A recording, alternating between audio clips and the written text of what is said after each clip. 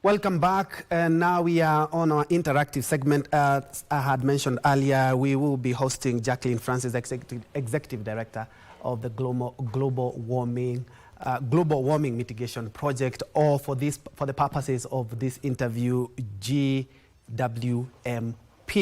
all the way from Colorado in the United States. Welcome to the program. Thank you. Thank you so much for having me. Very quickly, because of the interest of time, tell us what you do at GMWP in regards to matters of global warming, and why are you here in Kenya? Okay, so we focus on greenhouse gases that are emitted from, mostly human-caused sources, and we identify programs and projects internationally that are working to either reduce, remove, or replace these greenhouse gases, often from fossil fuels, agriculture, sometimes nature-based or high-tech areas. And we award a prize for a certain number of winners every year that are showing excellence in this space. We have an internship for youth, and we have one of the best vetted databases in the world for climate solutions. And I've noticed even the former Vice President of America was here in regards to all these matters of global warming. From your perspective, what is the most pressing aspect of global warming that is widely misunderstood, or is not, or countries are not putting efforts that are needed? There are two very important things, and they're related. One is that people don't understand it as much as they should, and they don't understand that there are solutions all over the world that they could be incorporating into their daily lives, or investing in, or really kind of changing a little bit of their behavior in order to kind of activate the movement in this space. And the other one are people need to actually prioritize this in how they vote and how they spend their money. So the way money needs to flow. And what this is about an actual systematic change, going away from the fuels we burn now and the way we do industrial practices and the way we use our land and our agriculture just needs to shift in order for us to stop increasing the heat trapping gases in our air, so that we have more of a natural carbon balance in our system. And your organization is known to focus on scalable solutions. Can you highlight maybe one or two that you're working on, and especially when it comes to touching on Kenya? Yeah, we have probably over 150 organizations in Kenya that have actually applied for our prize. And several of them have won the prize, including two just this year, which I announced the day before yesterday. And one of them is Octavia Carbon, and they're one of the, they are the first organization in the emerging nations of what we call the Global South that are doing direct air capture using hydropower. And they're based, I believe, just south of Kenya. And they're taking air captured carbon and turning it into materials, including some like green hydrogen fuels. So it's taking carbon out of the atmosphere and putting it to use in other ways. So that's called like carbon capture and utilization. And there's also another winner that is doing electric vehicles like scooters and three-wheel vehicles in order to actually get off the petrol kinds of fuels.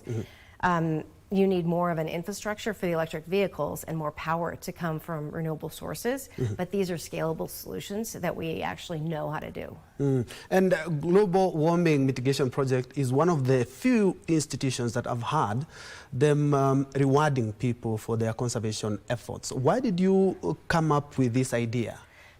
Prizes motivate people in such an amazing way. I mean, we've given out the prize, which is $50,000 to each winner. And so over the years, accumulatively, which it started at 25, now it's 50 for each winner, we've given out $2.5 million. That's turned into $2.77 billion in add-on funding that the winners have received from other sources after winning our prize.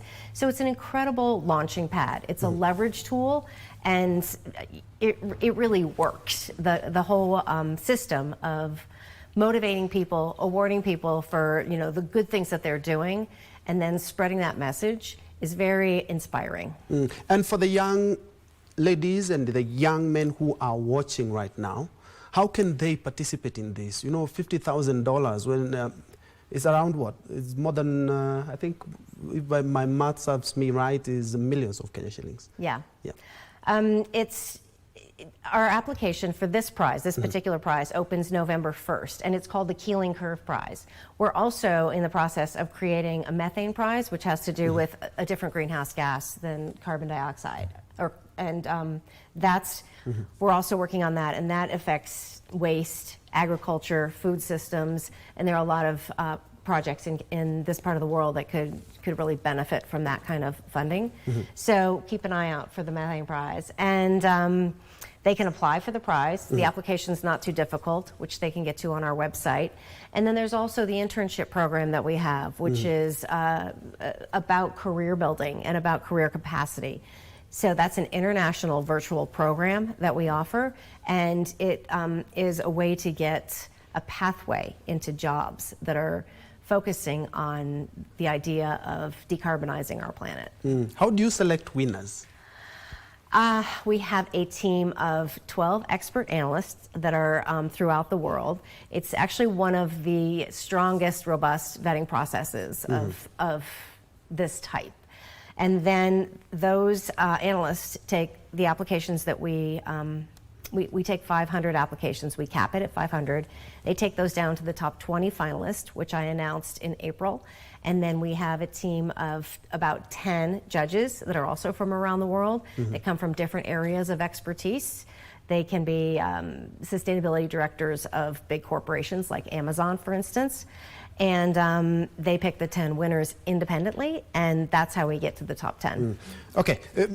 Your organizations or many climate discussions focus on the issues that are around or the problems, but your organization focuses on solutions. Yes. Why this shift? Because I think people get really bogged down in the bad news. I mean, we talk about bad news all the time, and we are moving into a very difficult, divisive time in history.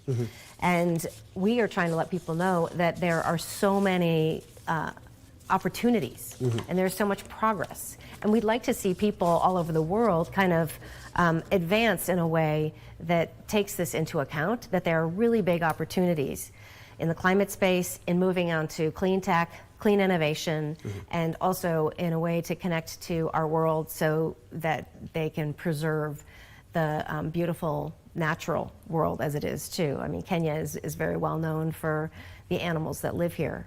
And this is about protecting that world as well as the ocean and, and all the human beings and life systems that this world supports. Final words in 10 seconds. Your final words in regards to the global warming mitigation project and the future that holds for Africa.